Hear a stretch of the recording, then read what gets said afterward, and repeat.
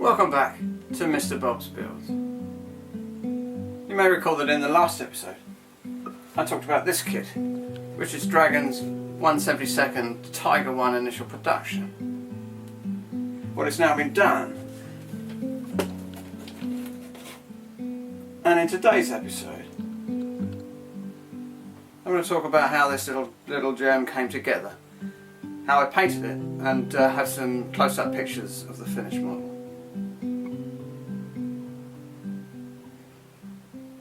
The show will take the form of a slideshow of still photographs with my voiceover. So, without further ado, here's my build review of Dragon's 1/72 initial production Tiger 1. I hope you enjoy. In an earlier video, I had an in-depth look at what's inside this box, but I'll give a brief recap before moving on to the build. The modeler can choose to build one of two tanks based in Russia in the late 42, early 43. Due to the choice of figures to go with this tank, I've decided to do the lower model there, the one in Panzer Grey. And these are the figures that I've decided will crew the tank. There'll be a bit more on those later. And a whirlwind tour of the parts will show everything very nicely detailed and crisply moulded. High level of detail and very easy cleanup. The tracks are one-piece DS type. These gave me a bit of trouble later on, but that was my fault rather than the parts. There's some very nice photo etch for the engine grills and fuel tanks. A small set of decals for two vehicles, and under those decals is the tow cable, which is a metal part. So, on with the build. The first step saw the putting together of the wheel sets, the drivers and the idlers. The wheel sets are a very clever design, with the various sets of four being joined together with a piece of plastic that won't be seen when the model is built. This provides for the very simple and accurate placing of the wheels on the body. The outer wheels, the ones that will be seen, are provided separately. Then it was on to the body parts. First the back end,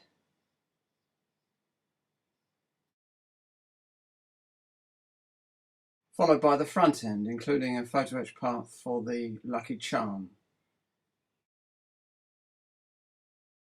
Here's the top deck with the very nice photo etch grille covers.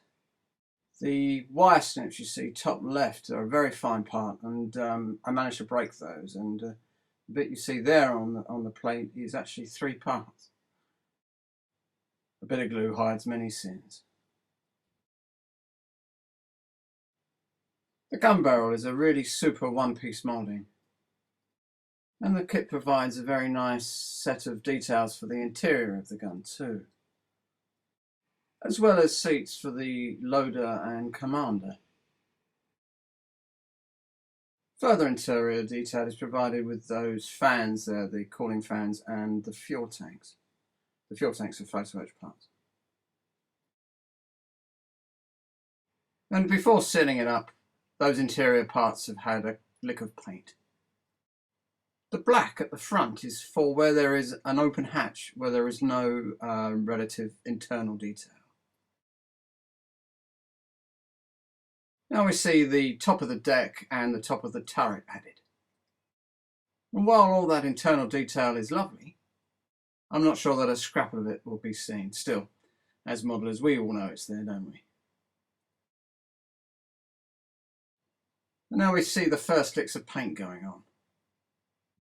All these parts have had a primer coat of spray can Tamiya grey and a coat or two of light colour Panzer grey. Tracks have been washed with browns and blacks. The Panzer Grey was used in various degrees of lightness and shade, and the airbrush was used to denote areas of weathering and wear too. Then the details were picked out, and light edgewear was applied using blacks and browns. The browns to denote undercoat paint rather than rust. However, rust effects were applied to the mufflers at the back. For this I used the excellent Life Colour Rust set, which has 4 shades of rust and is very effective. The rust set comes with 2 shades of dust, and I used both of those on the tank you see there. This was applied using the airbrush, concentrating mainly on the lower parts of the vertical surfaces, also on the wheels and tracks. A slightly darker shade from the Comart range was applied in small patches where I thought appropriate. A word here about those tracks. I think they look good and they take paint very well. This was my first go with tracks of this nature, or tracks of any sort really. I've only done a couple of tanks before. And I thought it a good idea to paint before mounting to the vehicle. However, I got in a bit of a mess with them, and that's my clumsy fault rather than the fault of the part. And while I got them on okay, I had managed to rub most of the paint off of them, which took a bit of repair work. I hope to do better next time. The final steps of painting and weathering saw the use of pigments from the MiG and Vallejo ranges, followed by selective highlighting with a paintbrush, and the adding of a few oil type effects. And as the vehicle is going to be denoted as a stationary vehicle, I've left an oily rag on top of one of the air vents. The smoke effects at the top of the exhaust pipes there have been done with dark pigments. There'll be further shots of the finished vehicle in the final display at the end. Now to the figures. For this model, I have taken the Panzer Aces figures from the recent Dragon boxing of the Tiger Late variation, which is a 1944 vehicle. However, for the most part, the figures fit okay for late-ish 1942. These are new tall figures and are a downsizing of their 1/35th set of the same name. They are splendid little models, and I hope you agree they build up into really nice looking figures.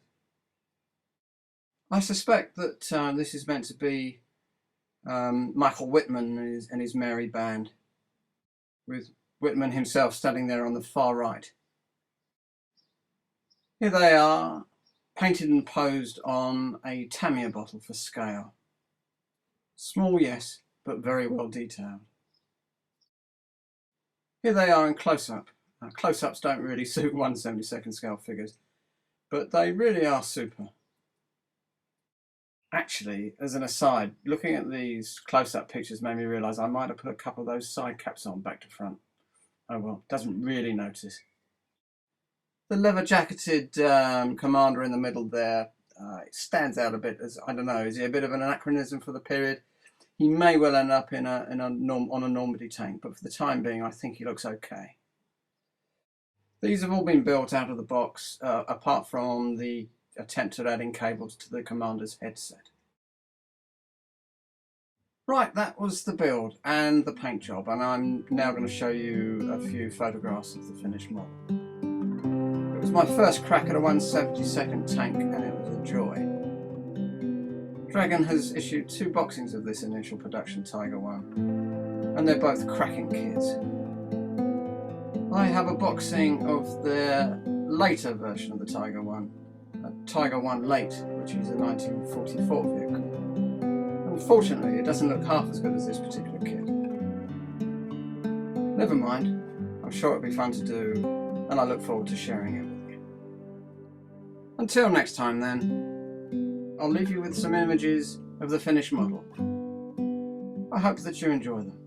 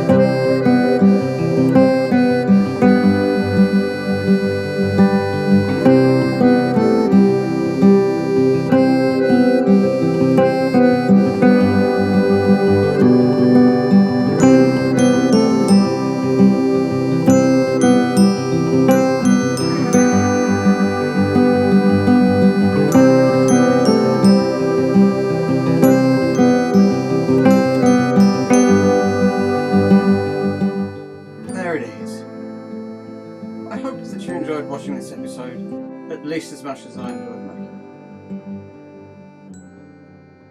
it. And it's time to say goodbye for now. And I hope that you'll come back soon for more of Mr. Bob's builds. Goodbye.